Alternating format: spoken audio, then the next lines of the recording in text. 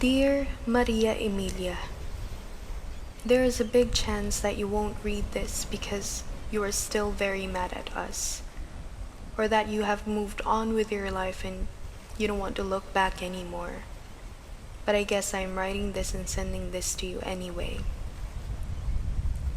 May mga gabi pa rin hindi ako makatulog at naaalala ko ang lahat ng mga sinabi mo sa akin sa araw na yun. I never really liked you from the very beginning. And to tell you honestly, I still don't like you now. But I am writing this because I know I will regret it if I won't. The first time I met you, I immediately know that there's something between you and Achilles. O siguro, dahil espesyal ang turing niya sa'yo. Nung una, gusto kong isipin na dahil yun Galvez ka at mayaman kayo. Pero kalaunan, naalala ko na hindi siya nagtatrabaho sa inyo at walang pwedeng eksplanasyon kung bakit kahit na hindi maganda ang ugali mo, patuloy ka pa rin niyang iniintindi at pinagtatanggol sa aming mga kaibigan niya. Achilles is a kind and responsible person. Iniisip ko rin na natural lang naman yun sa kanya. Pinagtatanggol niya rin naman kami sa iba. He's always polite at us, kind, and very accommodating as a friend. But I know I am just fooling myself. Deep in my heart, I know that there's something between you two. Even after I confessed my feelings to him, years before he met you, he was polite in saying no to me and promised me that we will remain friends. That nothing will change between us until you. Kaya hindi ko magawang magustuhan ka kahit nung kayo na.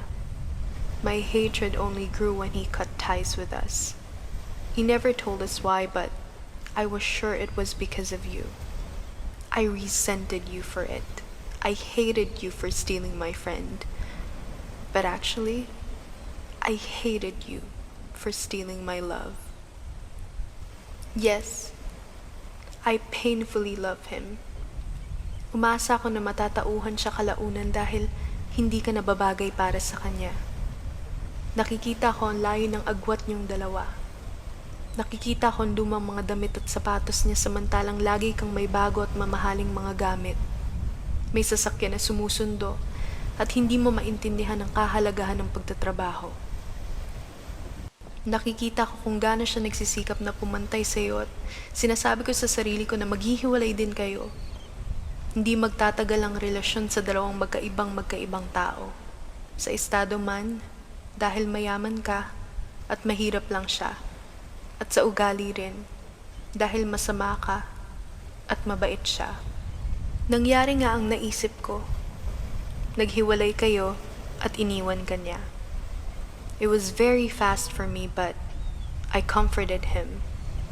It seems like those days were the darkest days of his life. He was lost and all alone.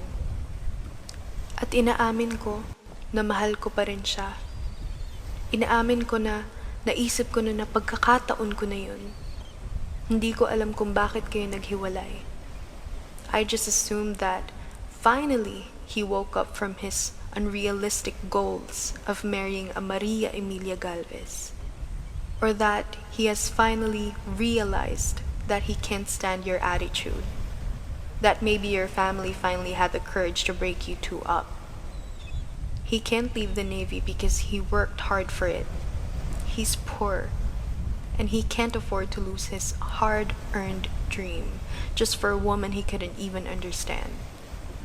And you won't understand why his dreams, his job was so important to him. You won't understand that for us, poor, our job and passion is our life, our way to survive, identity, and honor. You won't understand because all your life, you don't really need to find it. It was handed to you on a silver platter.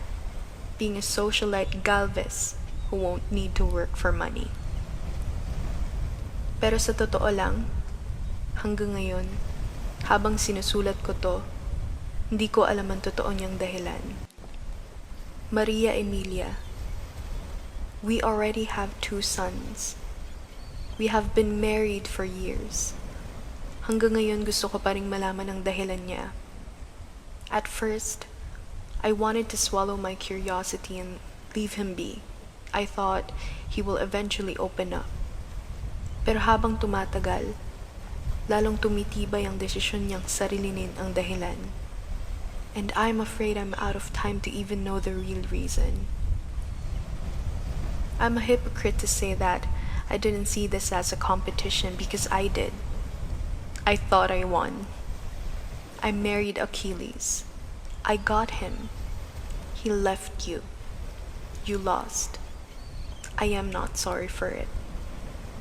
But I don't want to carry this pretentious burden with me in the afterlife. No, this is not a competition.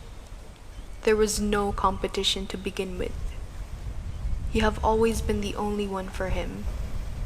I couldn't conquer him because he has already been conquered, and his heart is owned only by his conqueror. I see it. All the flickers in his eyes whenever he spaces out, or when we see you on TV, when he looks at the sunset, whenever he's awake and alone, watching the sun rises in the morning, or when he kisses me. Sinisisi ko siya dahil hindi niya ako minahal gaya ng pagmamahal niya sa'yo. Sinisisi ko siya dahil ginamit niya ako. Pero sa huli, alam ko rin ang pagkakamali ko. You're right. I wanted to reach for my dreams out of town. I wanted to go abroad and see more of the world. I didn't have money, but I know I'm still young. That soon, I can get my dreams. Pero noong nalaman ko na wala na kayo ni Achilles, nagbago ang isip ko. It felt like my real dream is really to marry and settle down with him. That those dreams of leaving town was only my choice because Achilles was with you. At nitong mga huling taon na kasama ko si Achilles, nagsimula na akong magsisi na nanatili ako sa tabi niya, na naging makasarili ako at tinuring kong gantimpala ang pagpapakasal sa kanya. If I have known that my life is this short, I could have reached for my dreams and not settled for a man who couldn't love me the way I deserved to be loved. Still, I can't fault him alone. It was my decision to comfort him. It was my choice. He didn't force me to do anything. In fact, I treated it as a price for my painful years of waiting for him. I thought I won. I thought I defeated you. I am writing this letter because I want you to know that he had always been in love with you. He never fell out of love. Up to this day, he's still in love with you. And I don't see him moving on from you.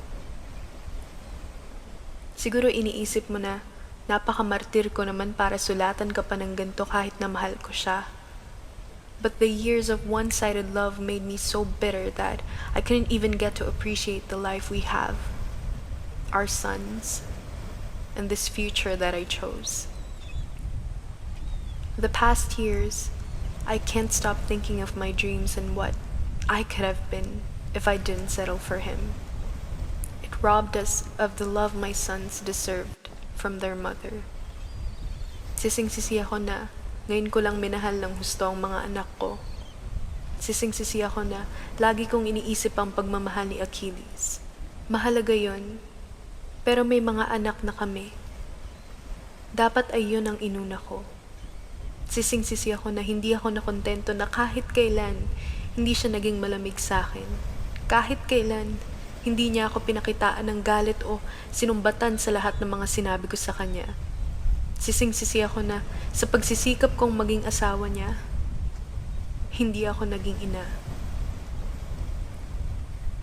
I am dying. Before I go, I want to say all of these in the hopes that when I'm gone, you can mother Percival Archer and Jackson Archibald. And finally, be a wife to Achilles. He's still in love with you. He will always be in love with you. You are his sun, and his world, even though bright because of his two suns, is in a perpetual cloudy and sunless days without you. Alana.